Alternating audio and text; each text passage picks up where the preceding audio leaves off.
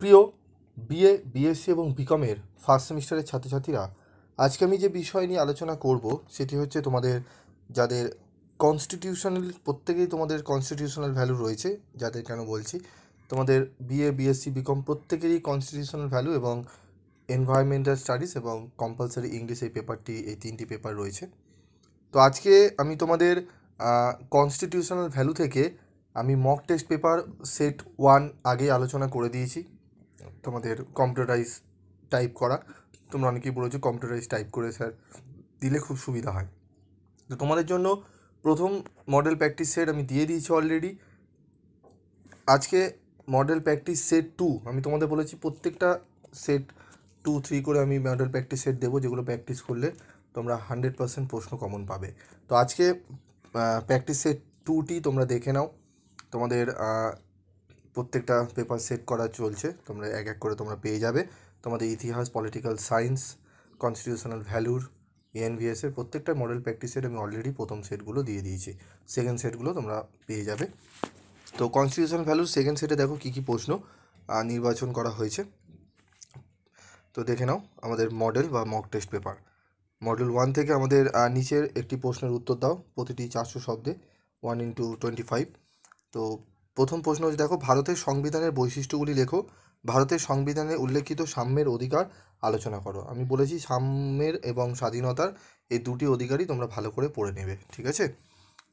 2 নম্বর প্রশ্ন দেখো, সংবিধান এবং সাংবিধানিকতা বলতে কী বোঝো। ভারতের সংবিধান প্রস্তাবনার গুরুত্ব বা তাৎপর্য লেখো। এই দুটি প্রশ্নের মধ্যে যে কোনো একটি প্রশ্ন আসতে পারে। মডেল 2 থেকে দেখো কী প্রশ্ন আসতে পারে। নিচের একটি প্রশ্নের উত্তর দাও, প্রতিটি 400 শব্দে। ভারতের সংবিধানে 51 ধারায় বা ক ধারায় উল্লেখিত মৌলিক কর্তব্যগুলি আলোচনা করো। মৌলিক কর্তব্যের সীমাবদ্ধতাগুলি লেখো, ঠিক আছে, সীমাবদ্ধতাগুলি আলোচনা করো।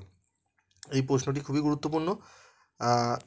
খ, ভারতের সংবিধানে উল্লেখিত মৌলিক কর্তব্যের গুরুত্বগুলি লেখো। মৌলিক কর্তব্যের আইনগত মর্যাদা লেখো।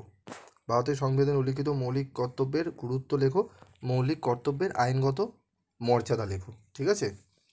তো এই প্রশ্নগুলো ভালো করে পড়ো। এই প্রশ্নগুলো পড়লে আশা করি তোমরা প্রশ্নগুলো কমন পাবে। পরবর্তী ভিডিওতে আমি তোমাদের লাস্ট মিনিটের মাত্র 6টি প্রশ্ন বেছে দেবো, মাত্র 6টি থেকে 7টি প্রশ্ন বেছে দেবো, যে প্রশ্নগুলো পড়লে আশা করি তোমরা সেখান থেকে প্রশ্ন কমন পাবে এবং তোমাদের অনেকটাই হেল্প হবে। যারা বিকম, বিএ এবং বিএসসি ক্যান্ডিডেট রয়েছে, তোমরা স্টুডেন্ট রয়েছে, তোমরা দেখে নাও। এবং তোমাদের এরকমই ভিডিও পাওয়ার জন্য তোমাদের চ্যানেলটি সাবস্ক্রাইব করে রাখতে হবে এবং পাশে থাকা বেল আইকনে ক্লিক করে রেখো, যাতে যখনই আমি তোমাদের জন্য ভিডিও বানাবো তার নোটিফিকেশন তোমরা সহজে পেয়ে যাবে।